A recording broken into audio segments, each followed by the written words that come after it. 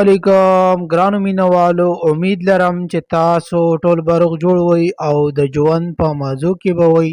دوستانو، ډیره افسوسناکه دردناکه واقعه مخې ته راغلې ده. د ثوابۍ سره تعلق لرونکی یو ښایسته ښکلی ځوان، دوستانو تاسو یې په دا موبایل تصویر کې کتلی شئ. دوستانو خپلو ملګرو ډیر بې دردۍ سره قتل کړو. دوستانو خپلو ملګرو ولې قتل کړو؟ اخر کومه غټه ګناه یې کړې وه چې دومره ظلم او زیاتی ورسره ملګرو وکړو چې خپلو ملګرو قتل کړو؟ دوستانو که چېرې تاسو د مکمل معلومات نه ځان خبرول غواړئ او د ملګرو خبرې دوستانو اورول غواړئ چې آیا د ملګرو یې څه وویل چې مونږ خپل ملګري ولې قتل کړو، دوستانو دا ویډیو در سره تر اخره وګورئ چې تاسو د مکمل معلومات نه خبر شئ.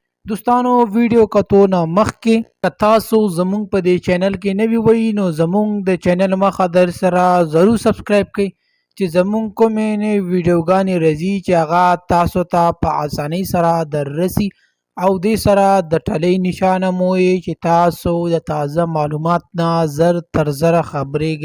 ډېره افسوسناکه دردناکه واقعه مخې ته راغلې ده.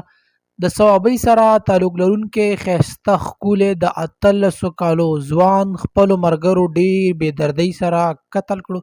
دوستانو دا ویل کېږي چې خپلې ملګرو د چکر په نیت باندې د ځان سره بوتلو چې دوستانو هلته کې بیا د چکر چې کله وکړو او روټۍ هر څه وخوړل، د هغې نه بعد یې دوستانو قتل کړو. دوستانو دا ویل کېږي چې د دو ملګرو کې د یو هلک په خور باندې دا میانو او د هغه سره به تعلقاتو او تلر راتللو. دوستانو ملګری خپل خبر شو چې زما د خور سره تعلقات دي، نو دوستانو د دې په وجه باندې هغه نورو ملګرو ته خپل تربورانو سره دا هلک قتل کړو. دوستانو د چکر په بانې راوستو او بیا یې دا قتل کړو. دوستانو یقینا چې ډېر غټ ظلم او زیاتی ورسره کړی دی، نو دوستانو دې دپاره موږ ته پکار دی چې په چا باندې اعتبار نه کوو، ځکه چې نن سبا د اعتبار وخت نه دی او دومره غټ کار یې ورسره وکړو چې ښایسته د 18 کالو ځوان د دې دنیا نه لاړو په اعتبار کې. دوستانو که چېرې تاسو زموږ په دې چینل کې نوي وئ نو د چینل مخه در سره ضرور سبسکرایب کړئ. ډېره مننه، شکر.